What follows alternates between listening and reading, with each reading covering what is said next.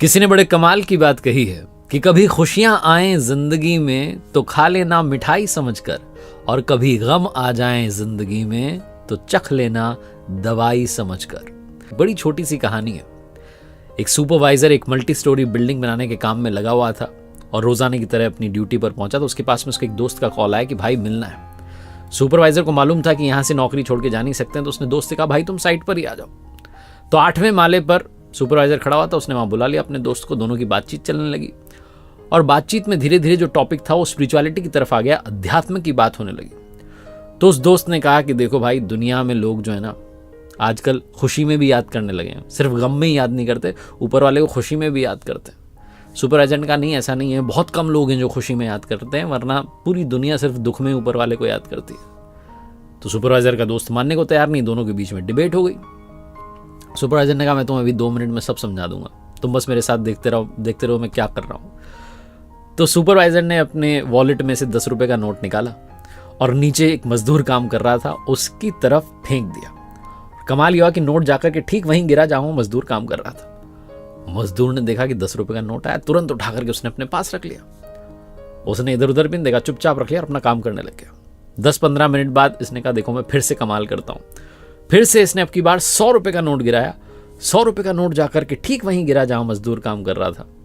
मजदूर ने उस नोट को उठाया, अपने पास रख लिया और अब की बार वहां से निकल लिया कि कोई किसी को शक ना हो जाए। 10-15 मिनट बाद फिर से उसी जगह पर आकर काम करने लगा। सुपरवाइजर ने कहा देखो तुम, अभी तक उसने ऊपर नहीं देखा है, अभी तक उसने कोई थैंक यू नहीं बोला, ये भी नहीं सोचा कि कौन ये नोट मुझ तक पहुंचा रहा है। अब की बार सुपरवाइजर ने 500 रुपए का नोट नीचे गिरा दिया।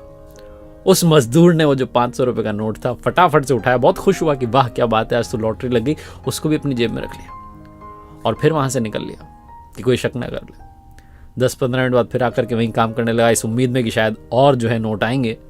सुपरवाइजर ने कहा अब देखो मैं क्या करता हूं, अब देखना है। तुरंत ऊपर पलट करके देखेगा। सुपरवाइजर ने वहीं एक छोटा सा पत्थर का टुकड़ा पड़ा था, उसको उठाया और मजदूर की तरफ फेंका। वो टुकड़ा जाकर के मजदूर के कंधे पर लगा और मजदूर ने तुरंत ऊपर की तरफ देखा, चिल्लाते हुए कि कौन है, कौन पत्थर फेंक रहा है। तो देखा ऊपर सुपरवाइजर खड़ा, कहने अरे सर क्या हुआ।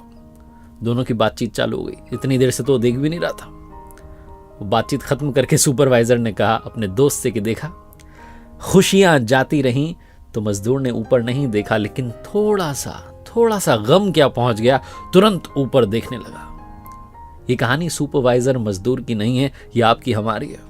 ऊपर वाला हमारी तरफ छोटी छोटी खुशियां भेजता रहता है, छोटे छोटे तोहफे हमें देता रहता है, लेकिन हम थैंक यू कहना भूल जाते हैं। हमें लगता है कि इसमें कौन सी बड़ी बात है। लेकिन जिस दिन वो छोटा सा पत्थर आकर के हमारे कंधे पर लगता है, छोटा सा गम आता है, तुरंत हम पलट जाते हैं और कहते हैं अब आप ही हो, बचा लो। बहुत छोटी सी कहानी जो ये समझाती है कि अगर आप सुख में भी उनका नाम लेते रहेंगे तो शायद दुख आएगा ही नहीं, और अगर दुख आया भी तो वो सब कुछ संभाल लेंगे। लेकिन समस्या यही है कि हम जब खुश होते हैं, जब खुशियों में होते हैं, थैंक यू कहना, उनसे बात करना भूल जाते हैं, वरना वो तो हमसे लगातार कांटेक्ट करने की, बातचीत करने की कोशिश करते ही रहते हैं।